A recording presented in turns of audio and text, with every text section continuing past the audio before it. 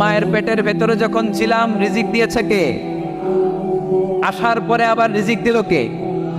সুবহানাল্লাহ। মায়ের পেটে একভাবে দিছে, আমার নাভির সাথে মায়ের জরায়ের কানেকশন, ওইটা দিয়ে 8 মাস 9 মাস। আসার সাথে সাথে মায়ের পেট থেকে বেরোলে ওটা কেটে দেয়া হয়।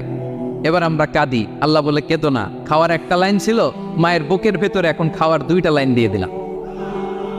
প্রত্যেক ফরজ সালাতের পরে যদি কেউ আয়াতুল কুরসি পড়ে, তার জান্নাতে যাওয়া কেউ ঠেকাতে পারবে না, কোনো বাধা নাই। একটা বাধা আছে, সেটা কি? মরে না। না মরলে জান্নাতে যেতে পারবেন? মরলেই? তাহলে কত ফজিলতপূর্ণ আয়াত বলেন। বাতুপা হাতের আমার কলেজের টুকরা ভাইয়েরা, প্রত্যেক ফরজ নামাজের পরে এটা পড়বেন ইনশাল্লাহ। বলেন সবাই, প্রত্যেক ফরজ সালাতের পরে এই আয়াতুল কুরসি পড়বেন। এবং বিষ্ণু ইসলাম বলেছেন, যখন ঘুমোতে যাবা, ইদা আওয়াইতা ইলা ফিরাশিক, যখন ঘুমোতে যাবা আয়াতুল কুরসি পড়বে।